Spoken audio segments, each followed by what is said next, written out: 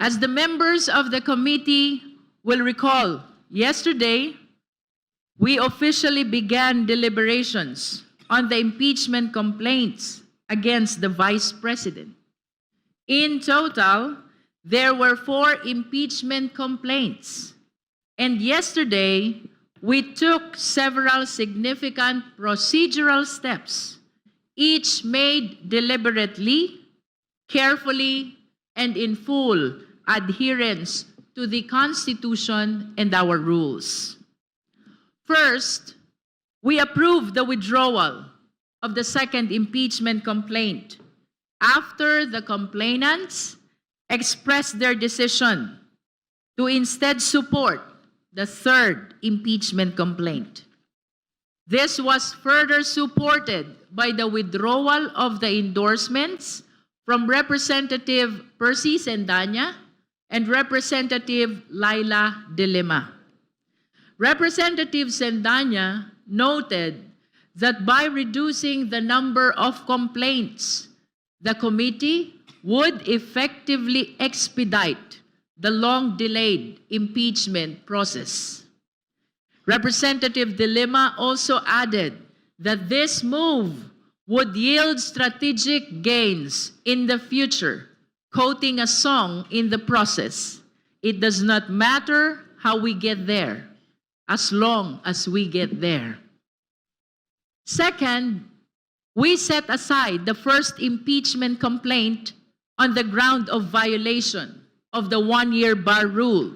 This is by a vote of 22 in favor, 10 against, with 0 abstention.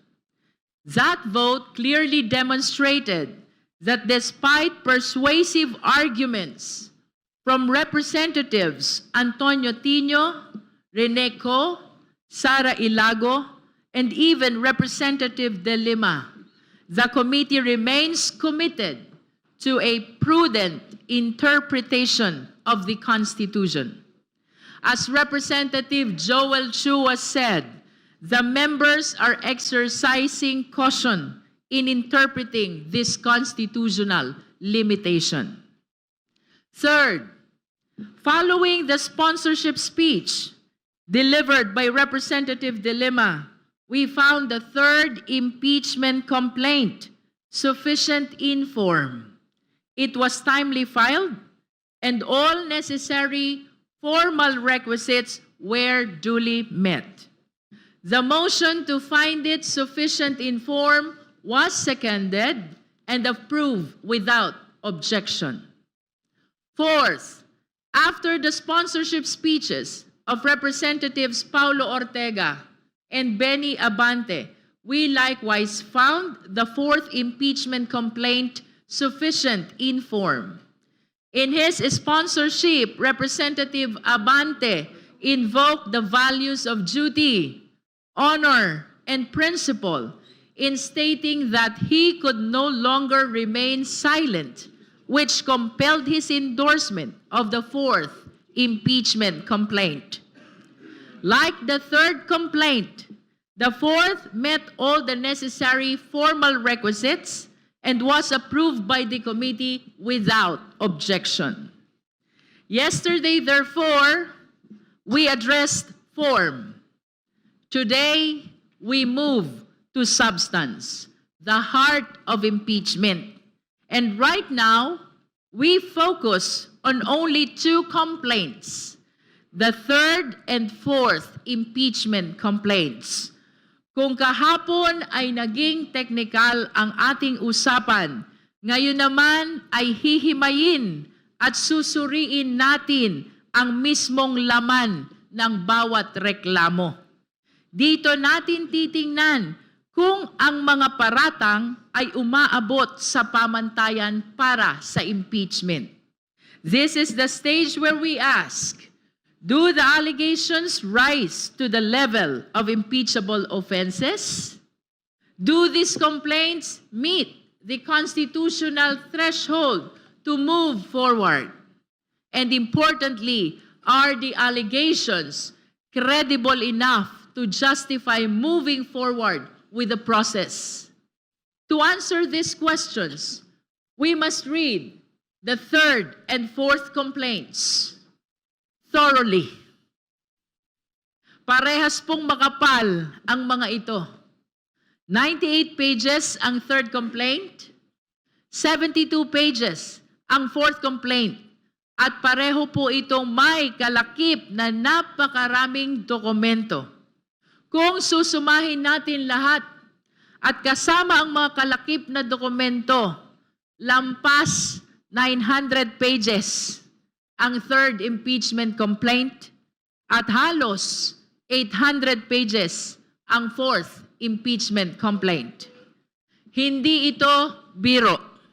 Ito ay seryosong mga paratang na nangangailangan ng seryosong pagsusuri. Ang bawat pahina ay may katanungan at ang bawat katanungan ay nangangailangan ng sapat na kasagutan.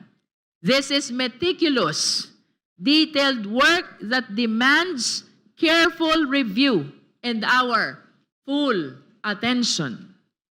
Once again, let me reiterate, at this stage, we are not determining the guilt. We are not weighing the evidence. The only question before us is there enough in these complaints to justify moving forward with the impeachment process? Ito bang nakasaad dito? Sapat ba itong dahilan para sa impeachment? Now, I must acknowledge that yesterday was an interesting day. We witnessed a fascinating display of foresight, a moment when a colleague sought to act on a premonition to address some matter before it even happened.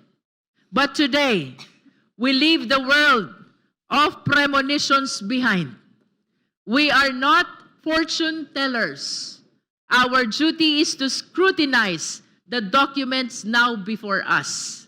Our focus is to determine whether the third and fourth impeachment complaints are sufficient in substance. Now more than ever, we must recognize the gravity of our duty.